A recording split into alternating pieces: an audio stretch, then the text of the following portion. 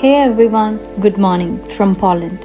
Today I just arrived in Krakow, one of the most beautiful and historic cities in Europe. I just dropped my luggage and now it's time for me to explore this city because Krakow is famous for its medieval architecture, charming streets, and of course, amazing food. Krakow used to be the royal capital of Poland, and even though Warsaw is the capital today, Krakow still feels like the heart of Polish culture. ഞാനിപ്പോൾ നടന്നുകൊണ്ടിരിക്കുന്ന ഈ polish market exactly എനിക്ക് നമ്മുടെ നാട്ടിലുള്ള ഒരു market പോലെ തോന്നി. അവരുണ്ടാക്കിയ craft അവിടെ സെല് ചെയ്യുന്നുണ്ടായിരുന്നു. നമ്മുടെ നാട്ടിലുള്ള പോലെ ബോർഡിൽ എഴുതിയിട്ടാണ് പോളിഷ് മാർക്കറ്റിൽ എല്ലാം വിൽക്കുന്നുണ്ടായത്. So I felt like it's നമ്മുടെ നാട് പോലെ തോന്നിയിട്ടുണ്ടായിരുന്നു. ജർമ്മനി പോലെ അത്ര ഡെവലപ്ഡ് അല്ല എന്നാണ് എനിക്ക് പേഴ്സണലി തോന്നിയത്. My first destination is the Old Town, which is actually a UNESCO World Heritage Site. This is the main market square and it's one of the largest medieval squares in Europe. It has been the center of the city life for hundreds of years. And even today, it's still full of cafes, horses, carriage, tourists and street performers. One of Krakow's most iconic church is St. Maria's Basilica. A cool fact is that every hour a trumpet signal played from the top of the tower and the melody suddenly stops in the middle because it's based on a legend about a trumpeter who was interrupted during an attack centuries ago. Inside the basilica, there is a huge Gothic altarpiece, one of the greatest medieval wooden altar in Europe.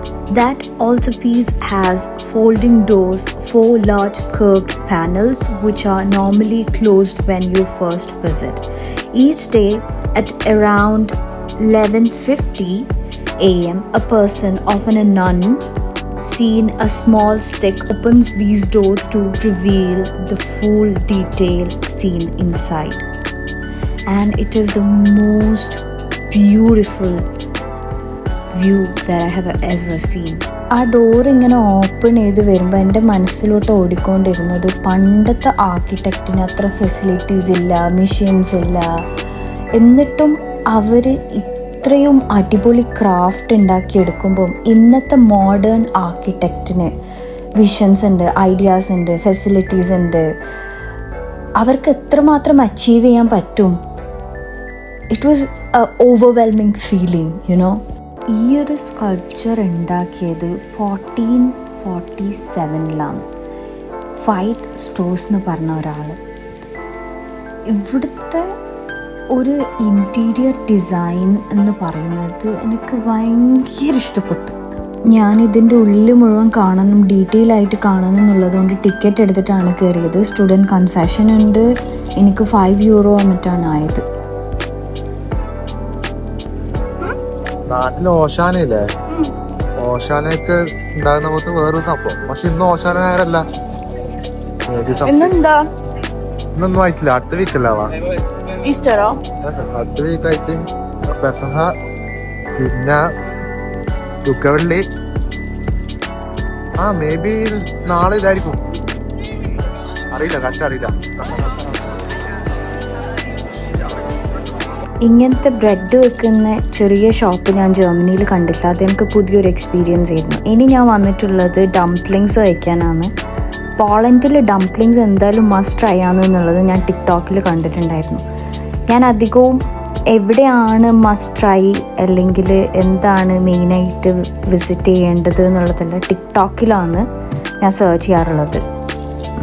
സത്യം പറയുകയാണെങ്കിൽ ഇതൊരു ടേസ്റ്റും ഇല്ല, മൈദ വന്നിട്ടില്ല, mushroom ഓക്കെയാണ്, പക്ഷേ അങ്ങനെ must try ആണ് എന്നൊന്നുമില്ല. പോളണ്ടിലെ സൊവനീഴ്സിലെല്ലാം ഞാൻ ഈ ഡംപ്ലിങ്സ് കണ്ടിട്ടുണ്ടായിരുന്നു, ബട്ട് നോട്ട് ഗുഡ്.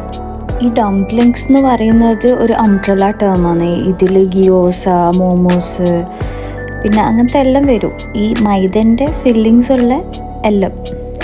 ഞാൻ ഈ മോമോസ് പോലെ അല്ലെങ്കിൽ ഗിയോസ പോലെ ഉണ്ടാവും എന്ന് വിചാരിച്ചിട്ടാണ് അത് തിന്നാൻ കയറിയത്. പക്ഷെ അതുപോലെ ഉണ്ടായിട്ടില്ല. അതിൻ്റെ വിഷമം തീർക്കാൻ വേണ്ടി ഞാനൊരു ബോബ കുടിക്കാമെന്ന് വിചാരിച്ചു. I really like mango flavour. ഈ ചോക്ലേറ്റ്, മാംഗോ, സ്ട്രോബെറി ഇതെല്ലാം ഒരു സേഫ് സോണാണ്. ബിക്കോസ് അതത്ര പാളിപ്പോവാൻ ചാൻസസ് ഭയങ്കര കുറവാണ്.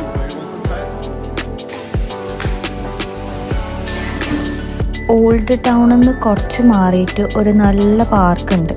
ഈ വഴിയിലോട്ട് നമ്മൾ പോകുന്നത് മ്യൂസിയം ഓഫ് ഇല്യൂഷൻ കാണാൻ വേണ്ടിയിട്ടാണ്. അങ്ങനെ നമ്മൾ മ്യൂസിയം ഓഫ് ഇല്യൂഷനിൽ എത്തിയിട്ടുണ്ട്. ഇവിടെ ടിക്കറ്റ് എടുക്കണം. എനിക്ക് തോന്നുന്നു 25 പോളിഷ് സോൾട്ടിയ മറ്റാണ് നമ്മൾ എടുത്തത് ടിക്കറ്റ്. എനിക്ക് കറക്റ്റായിട്ട് ഓർമ്മയില്ല. 12 യൂറോസ് ആണ് തോന്നുന്നു. മന്ത്രവാദത്തിലും പിടിപാടുണ്ടപ്പോ ഏതാ കുഞ്ഞി?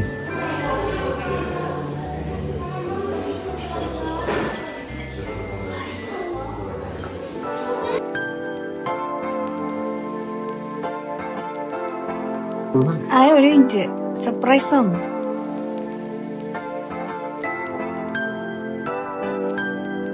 ഇങ്ങനെല്ലാം ഉണ്ടല്ലേ?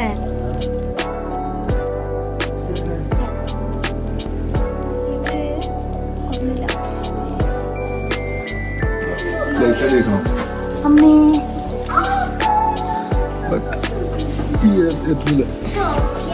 അപ്പൊ ഇത് ഇങ്ങോട്ടെന്നാലും ഇതും കാണൂല. ഓക്കേ, നമ്മളെ പേര് എഴുത്.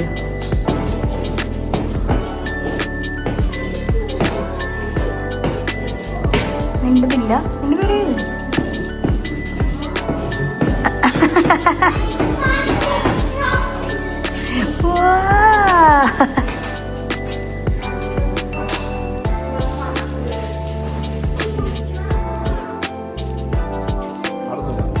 മനുഷ്യനാണ്.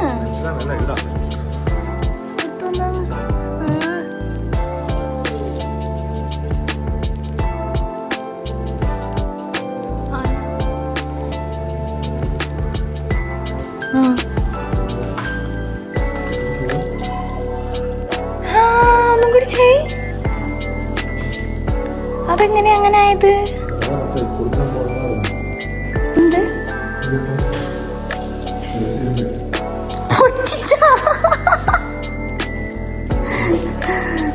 വാസത്ത് പൊട്ടിച്ചിരിക്കുകയാണ്.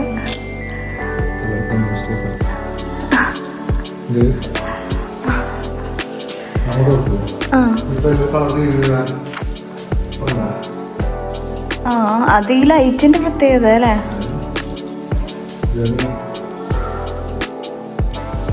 അങ്ങോട്ട് കടിക്ക്. സ്വീഡൻ, ഇതൊന്നും പോയതാ. സ്വീഡൻ, ക്രൊയേഷ്യ, ജർമ്മനി, ഫ്രാൻസ്, ഇത് സ്പെയിന്, സ്പാനിയൻ, സ്വീഡൻ്റെ അപ്പുറമുള്ളത് Denmark, Denmark. And this one is Belgium, Netherlands. അത് താഴത്തെ ഇറ്റാലിയൻ. ഇത് I think Italy.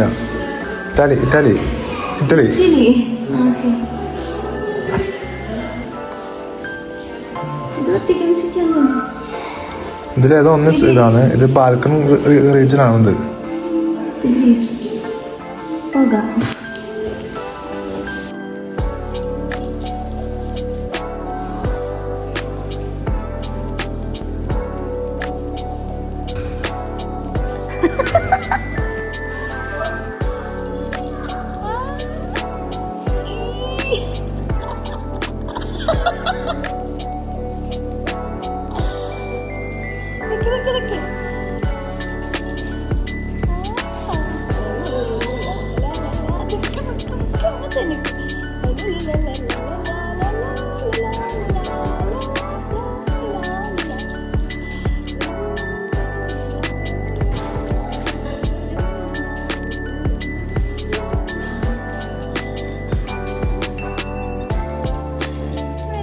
Honestly such A fun spot. എനിക്കൊരു 10 വയസ്സ് കുറഞ്ഞ പോലെ തോന്നിയിട്ടുണ്ടായിരുന്നു ഇത് മുഴുവൻ കണ്ടിട്ട്. The rooms will mess with your brain in the best way possible. എങ്ങനെ പറ? കിട്ടി. കുറച്ചിപ്പുറത്തുമ്പോ ഇതായി മറ്റേ സ്പ്രിങ്, ഓട്ടം. ഇത് സമ്മറാ. This one is again spring.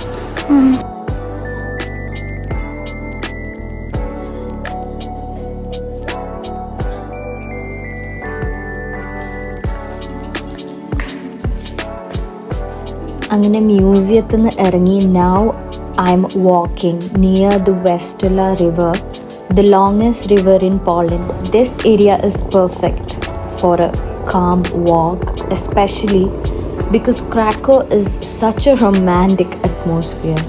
You will always see locals biking, couples sitting by the water and boats passing slowly. അങ്ങനെ lunch കഴിക്കാൻ വേണ്ടി നമ്മൾ റെസ്റ്റോറൻറ്റ്സ് സെർച്ച് ചെയ്തപ്പോൾ മെജോറിറ്റിയും ഇന്ത്യൻ റെസ്റ്റോറൻ്റാണ് ക്രാക്കോയിൽ. പോളണ്ടിൽ ബാക്കി എല്ലായിടത്തും എങ്ങനെയാണെന്ന് എനിക്കറിയില്ല, പക്ഷെ ക്രാക്കോയിൽ കുറേ ഇന്ത്യൻ റെസ്റ്റോറൻറ്റ്സ് ഉണ്ട്. നമ്മൾ ഇന്ത്യൻ ഫ്ലെയിം എന്ന് പറഞ്ഞ ഒരു ഇന്ത്യൻ റെസ്റ്റോറൻറ്റിലാണ് കയറിയത്. ബട്ടർ ചിക്കനും ചിക്കൻ ടിക്കയാണ് ഓർഡർ ചെയ്തത്. നല്ല ടേസ്റ്റ് ഉണ്ടായിരുന്നു. ഇവിടെ മാംഗോ ലസ്സി ഭയങ്കര ഫേമസ് ആണെന്ന് തോന്നുന്നു. എല്ലാവരും മാംഗോ ലസ്സി കുടിക്കുന്നത് കാണുന്നുണ്ടായിരുന്നു. നല്ല ചൂടുള്ള ഗുലാബ് ജാമായിരുന്നു. നല്ല ടേസ്റ്റ് ഉണ്ടായിരുന്നു.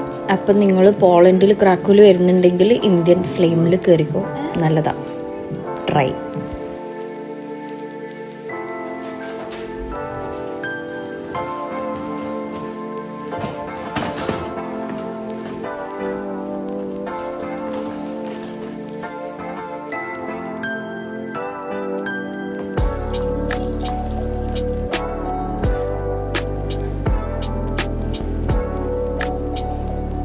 നമ്മൾ ഡിന്നർ കഴിക്കാൻ വേണ്ടി പോയത് മദ്രാസ് ബ്രിസ്റ്റോ എന്ന് പറഞ്ഞ ഒരു മലയാളീൻ്റെ കടയാണ്. നമ്മൾ ബസ് സ്റ്റോപ്പിൽ വെക്കുമ്പോണ്ട് വലിയ ക്യൂ, ഒരു ഫുഡ് ട്രക്ക് ഉണ്ട്, അതിന് വലിയ ക്യൂ ഉണ്ട്. നമ്മൾ അടുത്ത് പോയി നോക്കിയപ്പോൾ എന്തോ സോസേജ് ഡോണറാമറ്റാണ് അവിടെ സെല്ല് ചെയ്യുന്നത്. പക്ഷെ ഇത്ര വലിയ ക്യൂ ഭയങ്കര എന്താ പറയുക, അതിശയിപ്പിച്ച കാര്യമാണ്.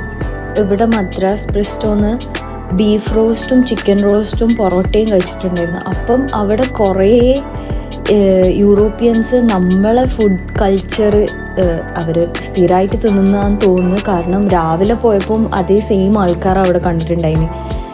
സോ എന്താ പറയുക, നമ്മൾ അവരുടെ കൾച്ചർ എന്താണെന്ന് മനസ്സിലാക്കാൻ വരുമ്പം അവരും നമ്മളെ ഇതേപോലെ ഫോളോ ചെയ്യുന്നുണ്ട് എന്ന് പറയുന്നത് ഭയങ്കര സന്തോഷമുള്ള കാര്യമായിരുന്നു.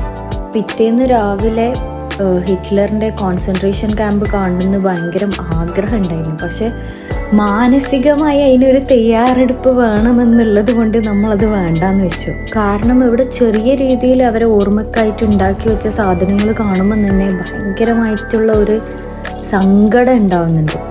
അപ്പം ഹോൾ മ്യൂസിയം കാണാമെന്ന് പറയുന്നത് എത്രമാത്രം ഭീകരമായിട്ടുള്ള ഒരു ഇമോഷണൽ റോളർ കോസ്റ്റർ ആണെന്ന് ഞാൻ ചിന്തിച്ചു. അതുകൊണ്ട് ഇപ്പം അത് എന്നെക്കൊണ്ട് പറ്റൂല, നെക്സ്റ്റ് ടൈം ആവട്ടെ.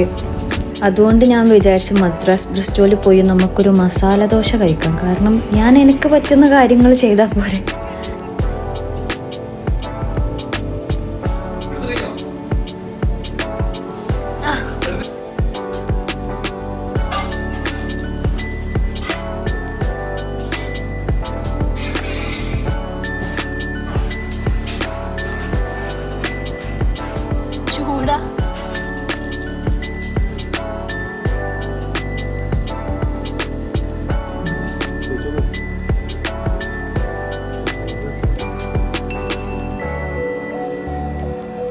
ക്രാക്കോന്ന് 1.5 കിലോമീറ്റർ മാത്രമേ കോൺസെൻട്രേഷൻ ക്യാമ്പിലേക്കുള്ളൂ. സത്യം പറഞ്ഞാൽ നിങ്ങൾ ചരിത്രമെല്ലാം അറിയാൻ ആഗ്രഹിക്കുന്ന ഒരാളാണെങ്കിൽ നിങ്ങൾ ഡെഫിനറ്റ്ലി അവിടെ പോകണം.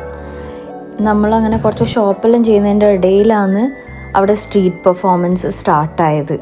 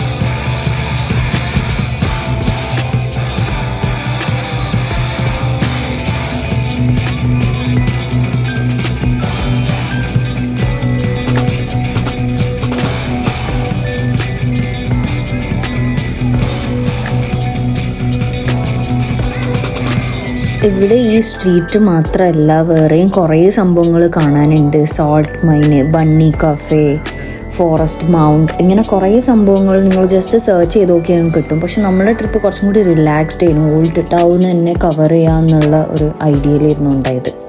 നെക്സ്റ്റ് വരുന്നത് കണ്ടിട്ട് ഞാൻ ഷോക്കായിനി. മേ ബി നിങ്ങളും ഷോക്ക് ആവുമായിരിക്കും.